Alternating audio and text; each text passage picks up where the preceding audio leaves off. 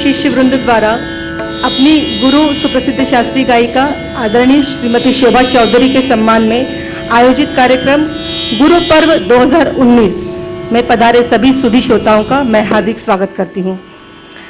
श्रोताओं, पिछले कुछ सालों से इतनी भीषण गर्मी पड़ रही है जिसका थर्मामीटर पर पैमाना अप्रैल से जून तक तकरीबन 38 से 44 डिग्री तक रहता है।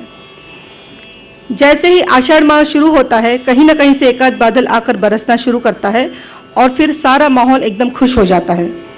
सृजनता के बीज इसी आषाढ़ महीने में डलते हैं जो आगे जाकर पूरे साल हमें बहुत ही आह्लादित करते हैं, बहुत ही फल और फसलें देते हैं। इसी आषाढ़ माह की पूर्णिमा को हम मनाते हैं गुरु पूर्णिमा। और जैसा कि आप लोग जानते हैं, अगर जीवन में दुनिया में सृजनता की सबसे बड़ी प्रतीक है वो तीन ही हैं, एक प्रकृति, दूसरी माँ और तीसरा एक गुरु। और इसीलिए गुरु पूर्णिमा को आषाढ़ की पूर्णिमा के समय ही मनाया जाता है। तीन चीज़ों का सृजन से सीधा सीधा संबंध है। प्रकृति, माँ और गुरु जैसा सृजन और कोई नहीं कर सकता। माना कि माँ जैसा सृजन तो वाकई कोई नहीं कर सकता। बावजूद इसके मुझे कई बार लगता है कि गुरु एक लेवल शायद उससे भी कभी कभी आगे होता है, क्योंकि जब भी बच्चा थक जाता है, मलिन हो जाता है, थोड़ा सुस्त सा रहता है, तो माँ उसे थपक कर सुलाती है। लेकिन ऐसे समय में गुरु उसे थपक कर जगाता है और उसको सही राह दिखाने की कोशिश करता है। और इसीलिए कहीं कहीं पर जाकर गुरु की महिमा मुझे थोड़ी सी ज़्यादा लगती है। हम सभी शिष्य बहुत ज़्यादा सौभाग्यशाली है कि हमारे पास माँ भी है, गुरु भी है और गुरु माँ भी है। आदरणीय शोभाताई हमें शास्त्रीय संगीत की शिक्षा तो देती ही हैं, साथ में हम सारे शिष्यों को एक संगीत के संस्कार भी देती हैं। सिर्फ सा लगाना या आलापी करना या ताने सीखना, इतना ही हमारा मकसद यहाँ पर नहीं होता। संगीत को किस तरह से सुना जाता है, हर चीज़ का किस तरह से ध्यान रखा जाता है, प्रस्तुतिकरण के समय किन किन बातों का ध्यान रखना चाहिए, इन सब बातों की तरफ तो वो गौर करती ही हैं। इतना भी ध्यान रखती हैं कि प्रस्तुति के समय आपका परिवेश किस तरह का हो, जिससे आप जो कुछ भी राग गा रहे हैं, जो कुछ भी प्रस्तुति दे रहे हैं, उसका सीधा उस पर असर हो। इन छोटी छोटी बातों का ध्यान वो बहुत ज़्यादा रखती है। और सबसे ख़ास बात यह है कि इन सारी बातों को ध्यान रखते हुए वो इतनी ईज़ लेवल पर रहती है, इतनी कंफर्टेबल लेवल पर खुद रहती है और हमारे शिष्यों को भी बहुत ही आसानी से ये सारी चीज़ें समझाती रहती हैं। हम बहुत ज़्यादा खुशकिस्मत हैं कि हमें इस तरह की गुरु माँ का सानिध्य प्राप्त है। सबसे बड़ी खासियत शोभादेव की मैंने देखी है वो ये है, हमेशा प्रसन्न चित्त और मुस्कुराता हुआ चेहरा। जब भी हम क्लास में सा लगाने की कोशिश करते होते हैं या किसी मुश्किल राग की आलाप ताने हमसे नहीं बनती हैं, अचानक से शोभाताई क्लास में आती है और इतनी प्रसन्न चित्त मुस्कुराती है कि कहीं से भी नहीं लगने वाला सा उस समय आसानी से लग जाता है। ये वाकई उनकी खासियत है। गुरु पूर्णिमा के इस अवसर पर मैं भगवान का बहुत बहुत धन्यवाद करना चाहूँगी कि आदरणीय शोभाताई जैसी गुरु माँ, शिक्षक और मार्गदर्शक हमें मिले हैं और हमें उनका सानिध्य प्राप्त है और हम उसे शास्त्रीय संगीत सीख रहे हैं। आज मुख्य अतिथि के रूप में हमारे बीच उपस्थित हैं जाने माने कलाकर्मी श्री संजय पटेल जी। मैं उनका हार्दिक स्वागत करती हूँ।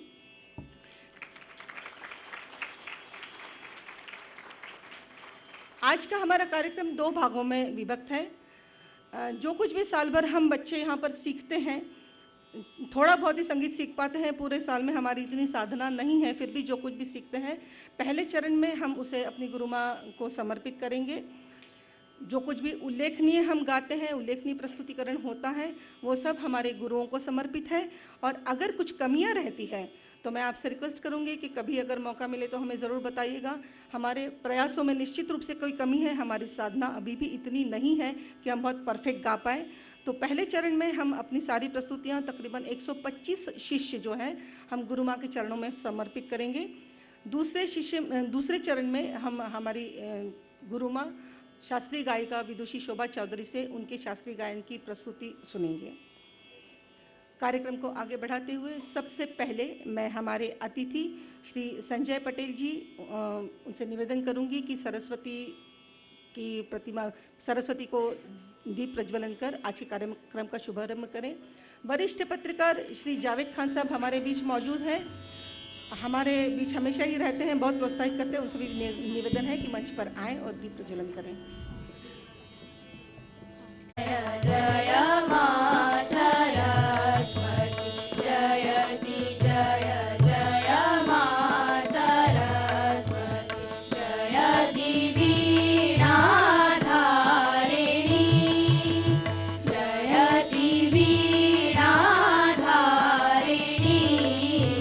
जयति जय जय मां सरस्वती जयति जय जय मां सरस्वती जयति वीणाधारिणी जयति वीणाधारिणी जयति जय जय मां सरस्वती जयति जय जय मां सरस्वती मपधानी सा निसरे धानी पानी नि पम पग गम मरे रे सा जयति जय जय मां सरस्वती जयति जय जय मां सरस्वती जयति वीणाधारिणी जयति वीणाधारिणी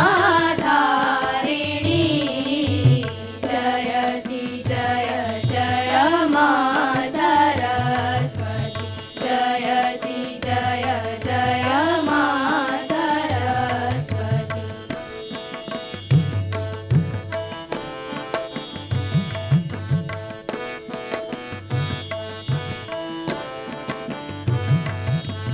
जयति पद्मासना माता जयति पद्मासना माता जयति शुभवरदायिनी जयति शुभवरदायिनी जगत का कल्याण कर मां जगत का कल्याण कर मां तुम हो वीणा विनाशिनी तुम हो वीणा विनाशिनी जयति जय जय मां सरस्वती जयति जय जय मां सरस्वती मम पप धनि नि सा धनि नि सा धनि नि सा नि प ग म रे सा जयति जय जय मां सरस्वती जयति जय जय मां सरस्वती सारे ग म प ध नि सा रे म रे सा नि सा धनि धनि म प ग म रे सा जयति जय जय मां सरस्वती जयति जय जय मां सरस्वती जयति वीणाधारिणी जयति वीणाधारिणी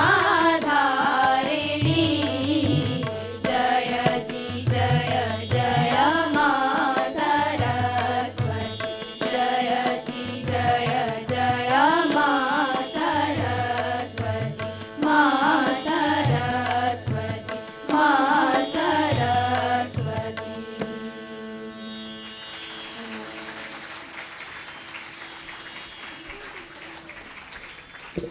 इसके पर होंगी श्री मनीष मोड़क और श्री मुकेश राजगाया।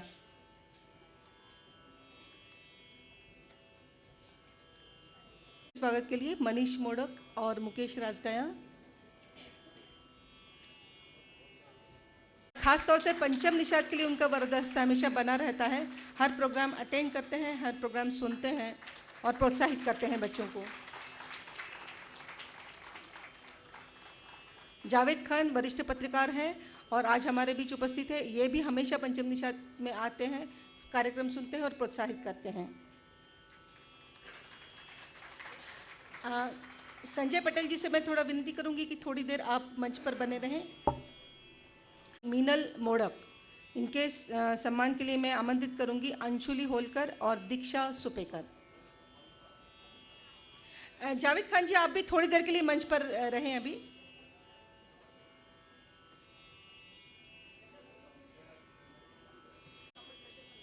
ठीक है, ठीक ठीक। संजय पटेल जी शायद जाने की जल्दी में है, मुझे लगता है। Okay, sorry sorry sorry sorry sorry. Sanjay Patel ji बहुत अच्छे वक्तृत्व के धनी हैं, जैसे कि मैंने बताया। और अरे बहुत अच्छी बात है सर, आपका सानिध्य हमें प्राप्त होगा। मैं चाहूँगी कि आज गुरु पूर्णिमा के अवसर पर हम बच्चों को उद्बोधित कर प्रोत्साहित करें। हेलो हेलो, शोभाताई, मैं इधर बैठ के बोलूँगा तो ठीक है ना? हाँ, स्थान के सभी पालकगण, शोभाताई, पंडित CR व्यास जी, अप्पा जी और भालू दादा, चौधरी साहब, बहुत प्यारे प्यारे बच्चों, प्रशिक्षार्थियों पंचम निषाद के। और सबसे महत्वपूर्ण आज मैं मानता हूँ, मतलब मुख्य अतिथि से भी अगर कोई ऊपर है तो वो पेरेंट्स जिनके बच्चे पंचम निषाद संगीत संस्थान में आते हैं। मुझे ईमानदारी की बात है, मुझे बहुत अच्छा बोलना नहीं आता क्योंकि मैं वक्ता नहीं हूँ। मैं जो वक्ता होते हैं उनके बीच की कड़ियाँ जोड़ने वाला व्यक्ति हूँ।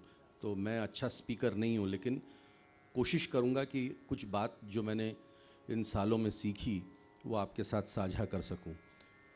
मैंने जो पेरेंट्स वाली आपकी बात की, आप लोग बहुत सौभाग्यशाली हैं और मैं आपको इस बात के लिए बधाई भी देता हूं, क्योंकि ये जो अभी शुरू में प्रस्तुति हुई या इसके बाद अब जब होगी, या नियम और बाकी लोगों के भी प्रशिक्षार्थियों जो पंचम निषाद के, शोभाताई के विद्यार्थी जब वो प्रस्तुति देंगे, ये सब जो वातावरण बदला अभी, उसके लिए हमको शोभाताई को इसलिए शुक्रिया उनका अदा करना चाहिए कि ऐसी गुरु हमारे पास में उपलब्ध हैं। क्योंकि हमारे समय में जब मुझे ऐसी व्यग्रता थी, जैसे गोलू मोलू यहाँ बैठ के अभी गा रहा था, मैं भी ऐसा ही था। जब वो गा रहा था तो मैं देख रहा था, मेरे पुरानी तस्वीरों को देखता हूँ तो ऐसा ही था। लेकिन ऐसा कोई इंतज़ाम शहर में नहीं था और पेरेंट्स की अपनी मुश्किलें थी, मध्यम वर्गीय परिवेश की अपनी विवशताएँ होती हैं।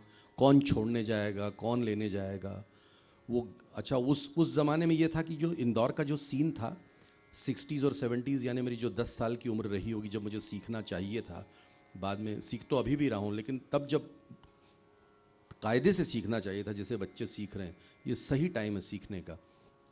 उस समय पर इंदौर में इतने बड़े बड़े सब संगीतज्ञ मौजूद थे कि आप ये उम्मीद करें कि कोई 10 साल के बच्चे को, जो बिल्कुल नया प्रशिक्षार्थी हो, यानी ऋषभ पंत से भी नीचे वाला हो कोई, तो उसको सिखाने कोई घर चला जाएगा।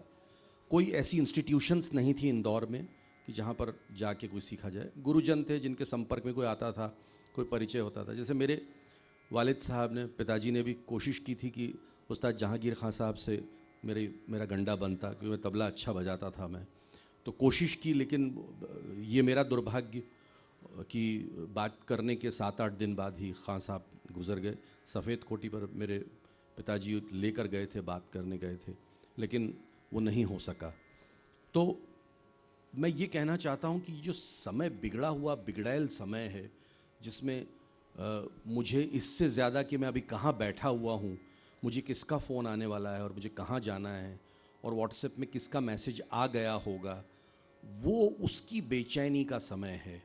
और उस बेचैनी का समय है जिसमें जो नहीं प्राप्त करना है वो भी आपके मोबाइल में लोग भेज रहे हैं। ऐसे में अगर कोई गुरु जो बच्चों को देना चाहिए यथार्थ में और प्रैक्टिकली उनको जो देना चाहिए, अगर कोई दे रहा है तो वो वंदनीय है शोभाताई हमारे लिए। ये हो गई पेरेंट्स वाली बात। अब बच्चों से बात कहना चाहता हूँ। वो गुरु ही गुरु क्या जो आपको डांटे नहीं, उसकी डांट में और उसकी नसीहतों में ही आपका भविष्य है। कि जो चीज़ें उन्होंने अपने गुरुजनों से सीख के, उसमें प्रैक्टिकली जो डिफ़िकल्टी आई होगी जब वो सीख रही होंगी और उसके लिए उनको जो डांट पड़ी होगी, तो उसका बदला नहीं ले रही हैं आपसे। ये बता देता हूँ कि मुझे पड़ी थी अब इनको भी डांटो, नहीं, ये नहीं। वो गलतियाँ बच्चों से न हों।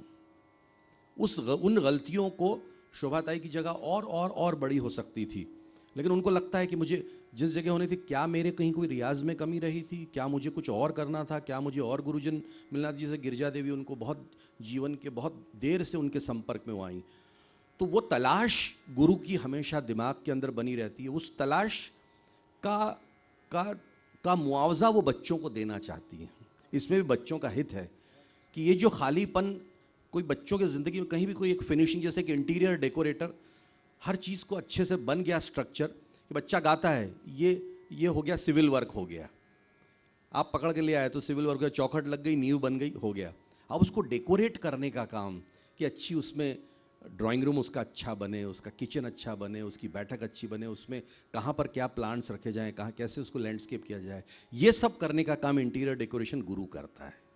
ये इंटीरियर डेकोरेशन आत्मा का इंटीरियर डेकोरेशन भी है। बाहरी संसार का डेकोरेशन तो आजकल करने की ज़रूरत ही नहीं है, वो तो सब सीख जाएंगे अपने आप। दुनिया बिगाड़ने पर तुलिए, दुनिया बिगाड़ देगी। सुधारने का काम सिर्फ गुरु कर सकता है, संशोधन सिर्फ गुरु करता है।